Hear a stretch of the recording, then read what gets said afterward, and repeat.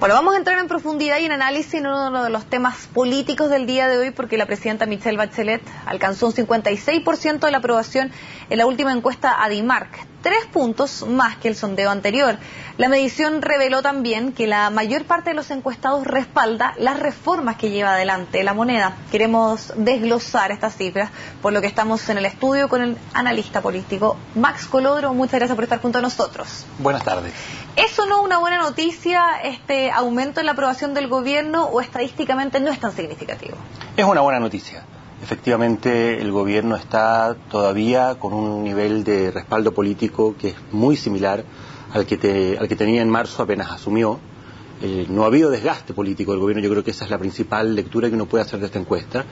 Y la pequeña baja que el gobierno había tenido en el mes de abril, el gobierno la remonta en el último mes, en mayo, probablemente muy influenciado por lo que fue el discurso del 21 de mayo en el Congreso y también por el hecho de que reformas importantes ya se empiezan a procesar durante el último mes. Se aprobó en la Cámara de Diputados la reforma tributaria, el gobierno presentó los proyectos de reforma educacional, ha instalado temas importantes durante las últimas semanas. Yo creo que ha sido un mes bueno desde el punto de vista del manejo político, de la conservación de la iniciativa. Ha habido algunas críticas respecto de la celeridad con que el gobierno está presentando sus proyectos, pero el gobierno básicamente lo que está haciendo es manejando la agenda, conduciendo el proceso político, y eso es algo que se refleja en esta encuesta. Max, tú comentas que lo del 21 de mayo fue bastante significativo en los resultados de esta encuesta, pero también se ha hecho un análisis que las expectativas muy altas son un arma de doble filo, podríamos decirlo, también pensando mucho en lo que sucedió con el gobierno anterior. Desde esa perspectiva, aquí al parecer la tesis sería lo contrario. Es cierto, el gobierno tiene un nivel de expectativas alto a la espera de lo que van a ser los resultados de sus reformas más importantes, pero también hay que recordar que Sebastián Piñera tuvo un buen comienzo. Sebastián Piñera empieza la espiral de deterioro, de caída en las encuestas, fundamentalmente, y ni siquiera, antes aún, en octubre del año 2010, cuando se produce la salida de Bielsa y de Harold McNichols de la ANFP, y hay un sector de la oposición que muy hábilmente en ese momento es capaz de transmitir y de transferir responsabilidad respecto de ese hecho a la figura del presidente, y en ese momento empieza a bajar Sebastián Piñera en las encuestas. Pero los primeros 6-8 meses Sebastián Piñera también tuvo un buen resultado en los estudios de opinión. Max, tú pusiste un tema bien interesante y pensando un poco en todo este ambiente futbolero y obviamente del mundial que estamos viendo, ¿influye eso obviamente en la evaluación que se hace de los gobiernos? Por ejemplo, si la selección chilena le va bien, ¿puede ser que el gobierno tenga cifras aún más alentadoras, por ejemplo, en junio?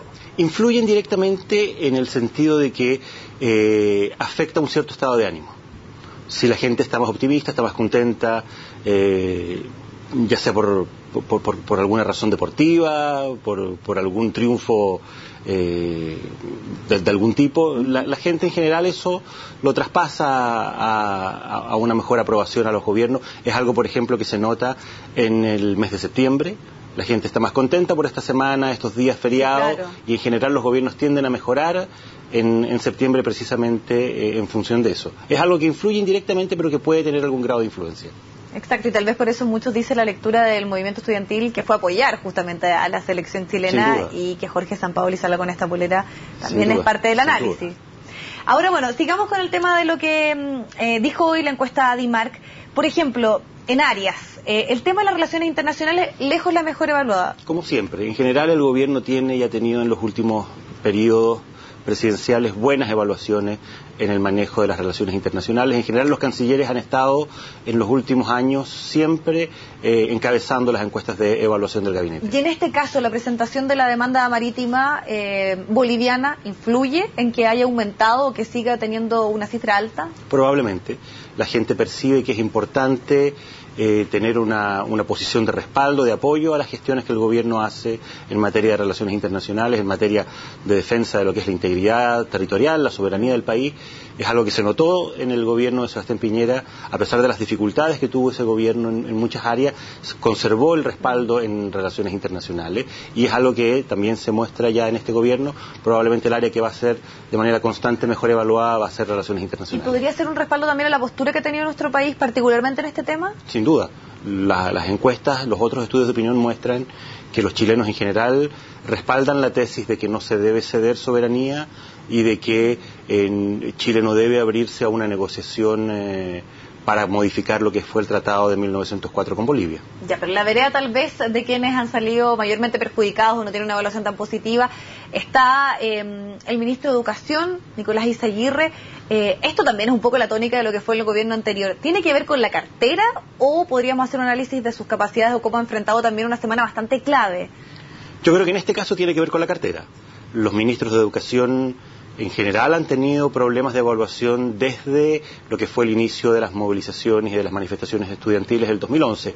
Todos los ministros, partiendo por el ministro que tuvo que renunciar en ese momento, que fue Joaquín Lavín, todos los ministros posteriores han tenido problemas serios en esa cartera. De hecho, Carolina Schmidt vivió la paradoja de ser la ministra mejor evaluada del gabinete y pasar a ser la peor evaluada en el momento en que cambia de cartera y se traslada a Educación. Y lo más probable entonces que, dado lo que vemos hasta ahora, continúa esa lógica. Sin duda, hay una evaluación crítica de la gente respecto de lo que se está haciendo en educación en términos generales, de cuál es la situación del sector y probablemente algo de las expectativas también que empiezan a mostrar ya cierto grado de impaciencia, sobre todo por lo que estamos viendo a nivel de movimientos secundarios, de movimiento estudiantil, donde ya efectivamente se nota este mayor grado de efervescencia, de molestia, de exasperación probablemente, porque las reformas todavía no tienen la velocidad y la concreción suficiente.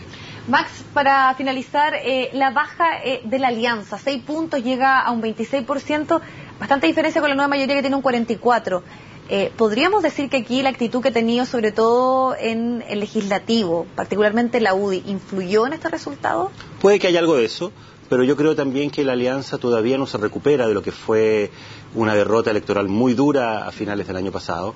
La alianza terminó en una situación muy compleja después del resultado de la elección presidencial y parlamentaria, y yo creo que todavía está viviendo las consecuencias, el deterioro, las dificultades para salir de una situación en la cual quedó muy deteriorada después de un resultado electoral muy malo. Perfecto. Max Clodoro, muchas gracias por estar junto a nosotros. Quedan un montón de temas aún por analizar, pero siempre el tiempo nos exige esta celeridad para analizar estas cifras. Muchas gracias por habernos acompañado. Gracias a ti. Nos vamos al corte. Ya viene Carlos Cocina y luego de eso la repetición del programa de Mónica Rincón, Cable a Tierra.